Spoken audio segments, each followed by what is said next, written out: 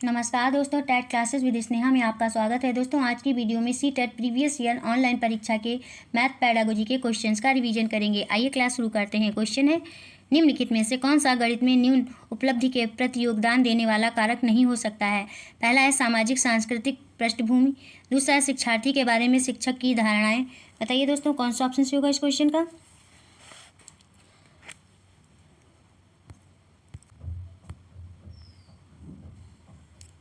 और तीसरा ऑप्शन है निर्देशीय भाषा, चौथा है लैंगिक भेदभाव। बताइए दोस्तों, कौन सा ऑप्शन सही होगा इस क्वेश्चन का। फोर्थ ऑप्शन सही हो जाएगा, लैंगिक भेदभाव। लैंगिक भेदभाव गणित में न्यून उपलब्धि के प्रति योगदान देने वाला कारक नहीं हो सकता है। नेक्स्ट क्वेश्चन है, NCERT के अनुसार कक्षा 3 के विद्यार्थियों के लिए निम्नलिखित में से कौन से अधिगम प्रतिफल अपेक्षित नहीं है। पहला है सिद्ध कीजिए कि 1/3 2/6 के समान है। दूसरा है क्रम ADG में अगले अक्षर को पहचाने। तीसरा है यदि एक बस में 40 बच्चे बैठ सकते हैं तो 3 बसों में कितने बच्चे बैठ सकते हैं। चौथा है दर्शाइए कि 2 × 3 3 × 2 के समान है। इस क्वेश्चन का कौन सा ऑप्शन सही होगा दोस्तों। इस क्वेश्चन का फर्स्ट ऑप्शन सही हो जाएगा, सिद्ध कीजिए कि 1/3 और 2/6 के समान है।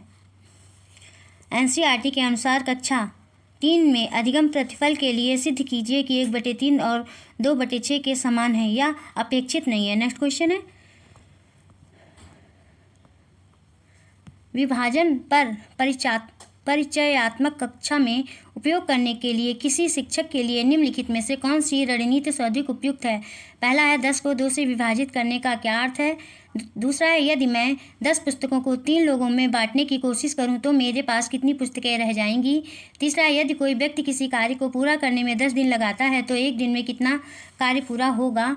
और चौथा है आपकी माँ के पास 9 पेंसिलें हैं, वह आपको, आपके भाई और आपकी बहन को बराबर पेंसिल देना चाहती है तो आपको कितनी पेंसिलें मिलेंगी। बताइए दोस्तों, कौन सा ऑप्शन सही होगा इस क्वेश्चन का।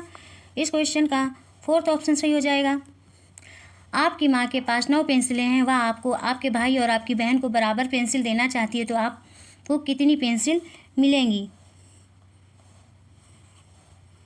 इस प्रकार की रणनीति विभाजन पर परिचयात्मक कक्षा में उपयोग करने के लिए शिक्षक के लिए सर्वाधिक उपयुक्त होगी। नेक्स्ट क्वेश्चन है दोस्तों, विद्यालय स्तर पर गणित में शिक्षार्थी की विफलता का एक मुख्य कारण है कि हमारी आकलन प्रक्रिया, पहला है रचनात्मक आकलन को योगात्मक आकलन से अधिक महत्व देती है। दूसरा है वस्तुनिष्ठ प्रश्नों की तुलना में अधिक व्यक्तिनिष्ठ प्रश्नों को सम्मिलित करती है।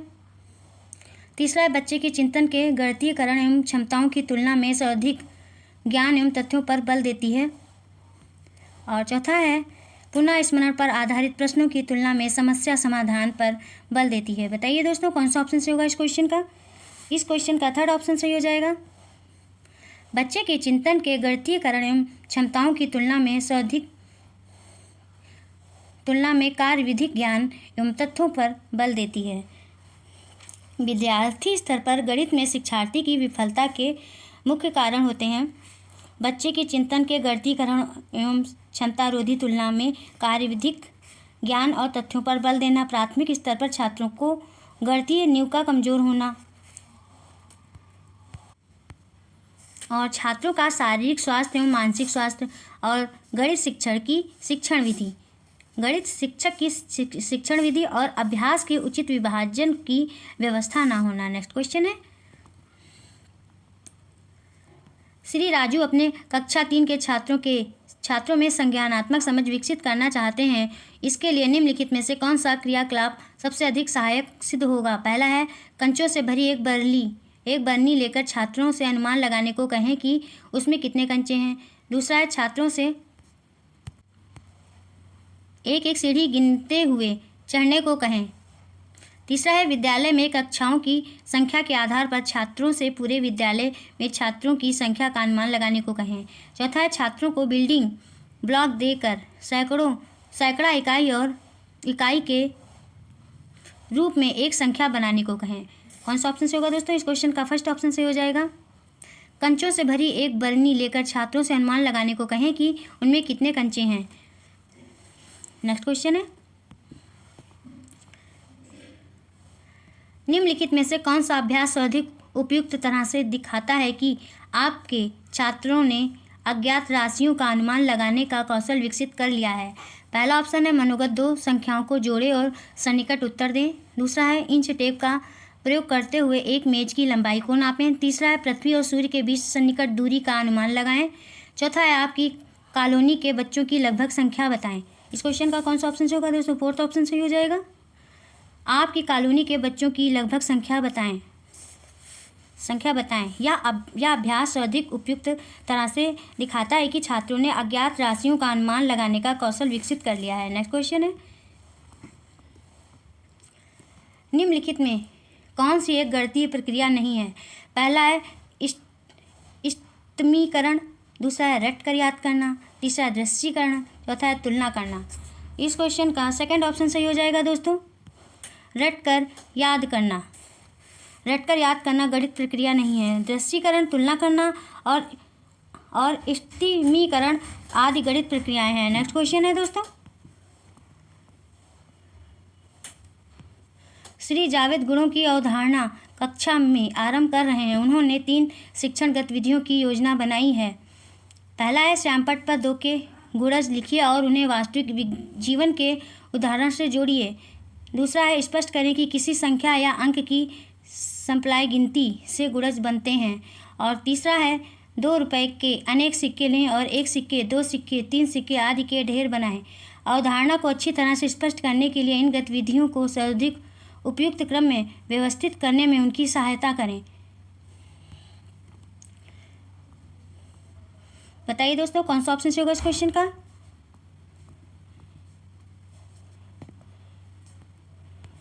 इस क्वेश्चन का फोर्थ ऑप्शन सही हो जाएगा दोस्तों। तीसरा, दूसरा, पहला। प्राथमिक कक्षाओं में गुणजों की अवधारणा के विकास में शिक्षण गतिविधियों का क्रम इस प्रकार होगा कि पहले तीसरा, दूसरा, फिर पहला। नेक्स्ट क्वेश्चन है, क्षेत्रफल की अवधारणा को पढ़ाने से पहले निम्नलिखित में से कौन से प्रारंभिक गतिविधि सबसे उपयुक्त है? पहला है छात्रों से द्विविमीय आकारों को अध्यारोपित करने और मापों की तुलना करने के लिए कहना। दूसरा है छात्रों से विभिन्न आकारों का परिमाप ज्ञात करने के लिए कहना। तीसरा है छात्रों को द्विविमीय आकार के छोटे समान टुकड़ों में विभाजित करने के लिए कहना। चौथा है छात्रों को द्विविमीय आकार में इकाई वर्गों की संख्या गिनने के लिए कहना। बताइए दोस्तों कौन सा ऑप्शन सही होगा इस क्वेश्चन का? इस क्वेश्चन का फर्स्ट ऑप्शन सही हो जाएगा, छात्रों से द्विविमीय आकारों को अध्यारोपित करने और मापों की तुलना करने के लिए कहना। नेक्स्ट क्वेश्चन है दोस्तों,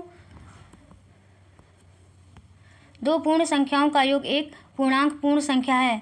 पूर्ण संख्याओं का यह गुणधर्म कहलाता है, क्या कहलाता है दोस्तों? पहला ऑप्शन है समवरक गुणधर्म, दूसरा है वितरण गुणधर्म, तीसरा है क्रम विनिमय गुणधर्म और चौथा है सहचर्य गुणधर्म। बताइए दोस्तों कौन सा ऑप्शन सही होगा? इस क्वेश्चन का फर्स्ट ऑप्शन सही हो जाएगा, समवरक गुणधर्म। दो पूर्ण संख्याओं का योग एक पूर्णांक पूर्ण संख्या है। पूर्ण संख्याओं का यह गुणधर्म समवरक गुणधर्म कहलाता है। नेक्स्ट क्वेश्चन है दोस्तों, राष्ट्रीय पाठ्यचर्या रूपरेखा 2005 के अनुसार पहला है गणित शिक्षण का संकीर्ण उद्देश्य संख्याएं एवं संख्या अवधारणा सिखाना और उच्चतर उद्देश्य मापन सिखाना है। दूसरा है गणित शिक्षण का संकीर्ण उद्देश्य परिशुद्ध परिकलन पढ़ाना और उच्चतर उद्देश्य कलन पढ़ाना है। तीसरा है गणित शिक्षण का संकीर्ण उद्देश्य संख्या संबंधी कौशल विकसित करना और उच्चतर उद्देश्य समस्या समाधान का कौशल विकसित करना है। चौथा है गणित शिक्षण का संकीर्ण उद्देश्य गणितीय भाषा को विकसित करना और उच्चतर उद्देश्य इबारती प्रश्न हल करना है। बताइए दोस्तों कौन सा ऑप्शन सही होगा? इस क्वेश्चन का थर्ड ऑप्शन सही हो जाएगा, गणित शिक्षण का संकीर्ण उद्देश्य संख्या संबंधी कौशल विकसित करना और उच्चतर उद्देश्य समस्या समाधान का कौशल विकसित करना है। नेक्स्ट क्वेश्चन है दोस्तों, गणित कक्षा में डैश में क्या फिल करेंगे दोस्तों? पर बल होना चाहिए। पहला ऑप्शन है दोस्तों केवल गणितीय विषय वस्तु, दूसरा है गणितीय प्रक्रियाएं एवं तर्क। बताइए दोस्तों कौन सा ऑप्शन से होगा इस क्वेश्चन का? इस क्वेश्चन का दूसरा ऑप्शन सही हो जाएगा दोस्तों, गणितीय प्रक्रिया एवं तर्क। नेक्स्ट क्वेश्चन है, एक कक्षा में अधिकांश छात्र कहते हैं कि 360 + 500 होता है। 360 + 55 360 में 55 जोड़ देंगे तो 3115 होता है। इस भ्रांति को दूर करने के लिए कौन सी अवधारणा को दोहराना सबसे उपयुक्त होगा? पहला है जोड़ने के समय समूहीकरण और दूसरा है सीधी गिनती, तीसरा है 3 अंकी संख्याओं का जोड़ या योग और चौथा है एक अंकी संगति। बताइए दोस्तों कौन सा ऑप्शन सही होगा? इस क्वेश्चन का फर्स्ट ऑप्शन सही हो जाएगा, जोड़ने के समय पुनर्समूहीकरण। योगफल से स्पष्ट है कि छात्र में योग कौशल की कमी है। यहाँ योगफल पूरी तरह गलत है। जोड़ने के समय पुनर्समूहीकरण सबसे उपयुक्त होगा। नेक्स्ट क्वेश्चन है दोस्तों, निम्नलिखित में से कौन सा कथन सत्य नहीं है? पहला है गणित एक ऐसा विषय है जो अधिकांश अमूर्त अवधारणाओं से बना है। दूसरा है गणितीय समस्याओं के समाधान पर पहुंचने का सिर्फ एक सही तरीका होता है। तीसरा है जो लोग पढ़ या लिख नहीं सकते उन्हें भी गणितीय ज्ञान होता है। चौथा है गणित की अधिकांश उपसंख्याओं में अंत संबंध होता है। बताइए दोस्तों कौन सा ऑप्शन सही होगा? इस क्वेश्चन का सेकंड ऑप्शन सही हो जाएगा, गणितीय समस्याओं के समाधान पर पहुंचने का सिर्फ एक सही तरीका होता है। गणितीय समस्याओं के समाधान पर पहुंचने का सिर्फ एक सही तरीका होता है, यह कहना पूरी तरह गलत है। नेक्स्ट क्वेश्चन है दोस्तों, निम्नलिखित में से किसका नाम ज्यामितीय विकास के एक मॉडल से जुड़ा है जो बच्चों की ज्यामितीय तर्क के स्तरों का वर्णन करता है? पहला है जीन पियाजे, दूसरा है माइकल कॉल और तीसरा है वैन हेले और चौथा है B.F. स्किनर। बताइए दोस्तों कौन सा ऑप्शन सही होगा? इस क्वेश्चन का थर्ड ऑप्शन सही हो जाएगा, वैन हेले का नाम ज्यामितीय विकास के एक मॉडल से जुड़ा है जो बच्चों की ज्यामितीय तर्क के स्तरों को वर्णित करता है। नेक्स्ट क्वेश्चन है दोस्तों, नीचे दिए गए दो कथनों को अभिकथन ए और कारण आर की तरह चिन्हित या अंकित किया गया है। पहला कथन है गणितीय पाठ्यचर्या को सुसंगत होना चाहिए। कथन आर है विद्यार्थी देख सकते हैं कि कैसे गणितीय विचार या मत दूसरे के साथ जुड़ता है और इस प्रकार वे नई समझ एवं कौशल को विकसित करने में सक्षम होते हैं। सही विकल्प चुनिए दोस्तों। पहला है ए और आर दोनों सही हैं और आर सही कारण है ए का। इस क्वेश्चन का फर्स्ट ऑप्शन सही होगा दोस्तों, प्राथमिक स्तर पर गणित शिक्षा का लक्ष्य तर्क कौशल के विकास, गणित पाठ्यचर्या का सुसंगत होना चाहिए और बच्चे गणित विचारों को एक दूसरे के साथ जोड़ना व नई समझ एवं कौशल को विकसित करने में सक्षम होने चाहिए। नेक्स्ट क्वेश्चन है दोस्तों, निम्नलिखित में से कौन सा रचनात्मक कक्षा एक महत्वपूर्ण लक्षण है? पहला है छात्र हल किए हुए उदाहरणों के आधार पर पाठ्यपुस्तक में दिए हुए प्रश्नों को हल कर रहे हैं। दूसरा है शिक्षक छात्रों को एक गतिविधि या क्रियाकलाप करने का निर्देश दे रहे हैं और छात्र शिक्षक द्वारा समझाई गई कार्यविधि को दोहरा रहे हैं। तीसरा है छात्रों को उन्हें दी गई विभिन्न वस्तुओं को उनके गुणों जैसे रंग, आकार, आकृति, भार आदि के अनुसार छांटने के लिए कहा गया है। चौथा है छात्र श्यामपट्ट या ब्लैक बोर्ड पर हल किए हुए प्रश्नों को अपनी कॉपी में देखकर उतारने में व्यस्त हैं। बताइए दोस्तों कौन सा ऑप्शन सही होगा इस क्वेश्चन का? इस क्वेश्चन का थर्ड ऑप्शन सही हो जाएगा, छात्रों को उन्हें दी गई विभिन्न वस्तुओं को उनके गुणों जैसे रंग, आकार, आकृति, भार आदि के अनुसार छांटने के लिए कहा गया है।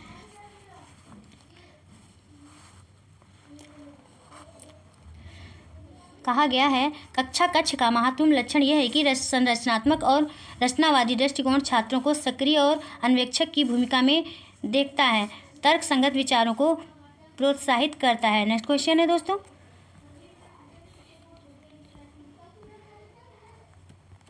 निम्नलिखित में से कौन सा प्राथमिक कक्षा की पाठ्यपुस्तक के महत्वपूर्ण लक्षण हैं? ए है संकल्पनाओं को बच्चों के दैनिक जीवन के अनुभवों से जोड़ा जाना चाहिए। बी है संकल्पनाओं को केवल गणितीय भाषा एवं चिन्हों के प्रयोग द्वारा समझाना चाहिए। सी है औपचारिक कलन विधि के उपयोग द्वारा प्रश्नों को हल करने पर बल होना चाहिए और डी है जब भी संभव हो संकल्पनाओं को मूर्त उदाहरणों के साथ प्रस्तुत करना चाहिए। सही विकल्प का चयन कीजिए दोस्तों। कौन सा ऑप्शन सही होगा इस क्वेश्चन का? इस क्वेश्चन का फोर्थ ऑप्शन सही हो जाएगा, ए और डी। प्राथमिक कक्षा की पाठ्यपुस्तक में महत्वपूर्ण लक्षण संकल्पनाओं को बच्चों के दैनिक जीवन के अनुभवों से जोड़ा जाना चाहिए, संकल्पनाओं को मूर्त उदाहरण के साथ प्रस्तुत करना चाहिए, पाठ्यपुस्तक में विषय वस्तु तार्किक ढंग से प्रस्तुत किया जाता है जिससे छात्रों के लिए विषय वस्तु सरल और सुगम हो जाए। पाठ्यपुस्तकें छात्रों के लिए मार्गदर्शक का कार्य करती हैं। नेक्स्ट क्वेश्चन है दोस्तों, निम्नलिखित में से कौन सा प्राथमिक विद्यालय की पाठ्यचर्या का भाग या हिस्सा नहीं है? पहला है टेंसिलेशन, दूसरा है भिन्न, तीसरा है रैखिक समीकरण, चौथा है नियमित द्विविमीय आकृतियाँ। इस क्वेश्चन का कौन सा ऑप्शन सही होगा दोस्तों? थर्ड ऑप्शन सही हो जाएगा, रैखिक समीकरण। रैखिक समीकरण प्राथमिक विद्यालय की पाठ्यचर्या का भाग नहीं है क्योंकि यह माध्यमिक स्तर की पाठ्यचर्या का भाग है। प्रश्न के अन्य विकल्प प्राथमिक विद्यालय की पाठ्यचर्या के भाग हैं। नेक्स्ट क्वेश्चन है दोस्तों, निम्नलिखित में से कौन सा गणित की प्रकृति के बारे में सही नहीं है? पहला है गणितीय संकल्पनाएं पदानुक्रम के अनुसार होनी चाहिए, दूसरा है गणित आगमनिक विवेचन पर आधारित है, तीसरा है गणितीय संकल्पनाएं प्रकृति में अमूर्त हैं, और चौथा है गणित का अपना चिन्हों, शब्दों और भाषा का समुच्चय है। इस क्वेश्चन का कौन सा ऑप्शन सही होगा दोस्तों? इस क्वेश्चन का सेकंड ऑप्शन सही हो जाएगा, गणितीय आगमनिक विवेचन पर आधारित है। गणित आगमनिक विवेचन पर आधारित है, गणित की प्रकृति के संबंध में सही नहीं है। ये ऑप्शन गणित की प्रकृति के संबंध में सही नहीं है क्योंकि गणित संकल्पनाएं पदानुक्रम होनी चाहिए। गणित संकल्पनाएं प्रकृति में अमूर्त है, गणित का अपना चिन्हों, शब्दों और भाषा का समुच्चय है। गणित की सूचनाओं को आधार मानकर संख्यात्मक निष्कर्ष निकाले जा सकते हैं। बस दोस्तों, आज की वीडियो में इतना ही। दोस्तों, यदि आपको क्लास पसंद आई हो तो चैनल को सब्सक्राइब करिएगा, लाइक करिएगा। Thank you for watching this video.